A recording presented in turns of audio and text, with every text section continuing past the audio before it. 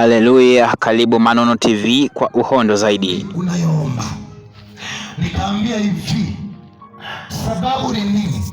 Wakasema unatupigia kelele na umeharibu mambo yetu, umeharibu tamaduni zetu, alafu hatulale usiku. Nikaambia hivi, mmeniita hapa ikiwa ni ombi au ni lazima? Wamejaa ni wazee watupu wa mila, alafu na mwenyekiti wa kijiji. Wakasema ni ombi. Nikaambia okay, ombi lina majibu haya mawili, kuna kukubaliwa na kuna kukataliwa. Naomba mnipe muda nikalifikirie. Kama kuna uwezekano basi nitapunguza kuomba, lakini kama aliyenituma asipokubali, itabidi mkubaliane tu na maombi yangu, na nitaomba mvumilie. Ikiwezekana sasa mwanze kulala mapema kabla sijaanza kuomba, maana nikiomba hamtalala. Wakasema na hiyo redio yako inatusumbua, kipindi hicho nakaribia kadogo tu, hiyo spika moja tu tunakaribia kamoja tu, hatuwezi spika zote. Basi nikasema ndio hivyo nikasema ombi hili mlioniomba kwangu sijui kama itawezekana, ila na mimi nilikuwa na ombi. Zile pesa ambazo mnachangaga shilingi 500 kwenda kununua mvua, kwa nini msichange mtuongezee tukanunue spika nyingine ya pili? Maana sisi tukiwa mle ndani hatusikie kelele, nyinyi ndio mnasikia kelele tu, tuongezeni tena mziki. Nikaharibu hali ya hewa. Wakasema ya huyu ni kijana gani wa ajabu ambaye hana adabu? Tumekuita hapa, sisi ni watu wazima, unatujibu kiujinga. Nikaambia bwana mwenyekiti, naomba protokoli zingatiwe. Mimi sio mdogo, mimi ni mtu mzima. Sikiliza nikwambie, wameniita hapa kuniomba. Nataka niseme hivi, wote hapa mlioko hapa ninaona ni watoto wadogo sana, tena mmekaa chini. Mimi nimeinua miguu yangu ni kama sisimisi, na nikichoka tu nitashusha mguu wangu, na nikishusha mguu wote imekwisha. Ni afadhali muendelee kuniombea, huyu mguu wangu sishushwe. Nikaharibu hali ya hewa. Wakasema ametutukana, hana adabu huyu, mtoto mdogo huyu. Wakainuka kwenye viti, tutaona. Nikasema sikilizeni, niwaambie kitu kimoja kabla mjaondoka. Mwenyekiti sikiliza, ninaomba tuweke hapa niongee neno moja. Hao watu wamesema mimi mtoto mdogo, wanakwenda kwa kufanya mambo yao. Ninaomba mwende mfanye mnachotaka kufanya, lakini kesho tutapata majibu kati ya mimi na ninyi ni nani mkubwa. Ikiwa kesho nitaamka nikiwa nimekufa, basi mimi nitakuwa mdogo, lakini kama nitaamka nikiwa mzima, mtakubali kufuata amri yangu na mtakubali mimi ni mkubwa mpaka nitakapoamua kufanya ninachokitaka mimi. Niliamka nikiwa mzima wa afya. Sikiliza nikwambie, mpaka hivi ninapoongea, watu waliokuwa wanapiga vita wengi wao wamezikwa, waliokuwepo pale wengi wao wamezikwa, wamebaki wachache. Walianza kufa mmoja baada ya mwingine. Bwana alishughulika naye. Ni huyu Yesu ambaye wengi wamemkataa, wengi wamemfungulia mbali, hawataki kumwamini. Ni huyu Yesu, ni wa ajabu sana. Jina la Yesu linafanya mambo makubwa. Jina la Yesu lina uwezo wa kuokoa. Jina la Yesu lina uwezo wa kuponya. Jina la Yesu linasamehe dhambi. Jina la Yesu linasafisha kila kitu.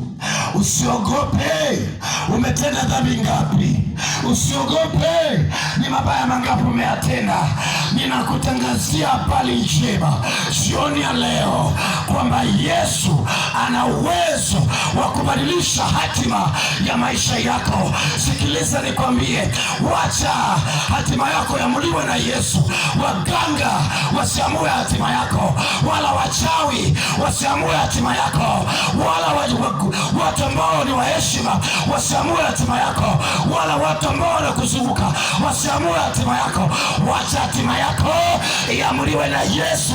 Anaweza kuamua hatima yako. Ukimpokea Yesu ataamua hatima yako. Wamekwambia sasa, basi nataka nikwambie sasa ndo mwanzo mpya wa maisha mapya ya Kristo. Waliokwambia hautaweza kuishi ukiokoka, utakuwa ni mwanzo wa maisha mapya. Shetani anakudanganya ila kuue. Usikubali shetani akuue. Kimbilia kwa Yesu leo, atakupokea. Hata kama wewe ni mlevi, hata kama wewe ni mchawi, hata kama wewe ni jambazi, usiogope.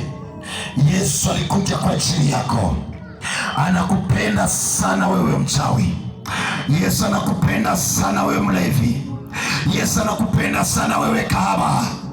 Yesu anakupenda sana wewe ambaye umekuwa ukivunja maduka ya watu.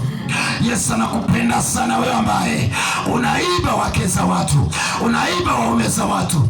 Yesu anakupenda sana. Geuka, hiyo dhambi itakuwa. Watakukata mapanga. Wasipokukata mapanga kwa wake za watu, watakuroga. Maana hauna Yesu, utarogeka tu. Maana sisi tulioko ndani ya Yesu hatuna sababu ya kurogwa. Achana na wake za watu, achana na wake za watu, achana na waume za watu. Watakuharibu umbo, watakuroga, utakufa vibaya. Yesu atakupokea ukiacha hiyo dhambi leo. Hata hesabu dhambi ulizotenda, atasamehe hizo dhambi, atafuta hizo dhambi, atakupa maisha mapya, atakupa jina jipya, atakupa hatua mpya, atakupa mwonekano mpya, atakupa mwenendo mpya, atakupa heshima mpya.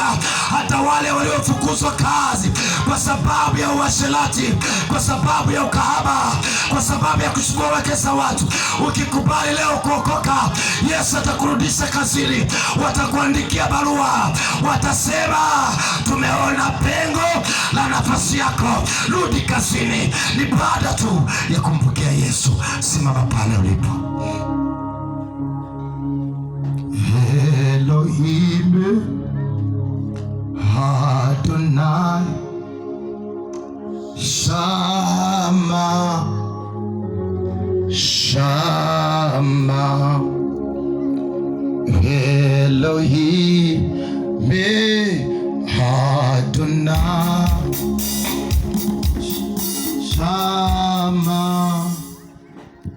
Shama Shama Shama Shama Shama Elohim Adonai Shama Shama Shama Shama Hey Shama Shama Shama Shama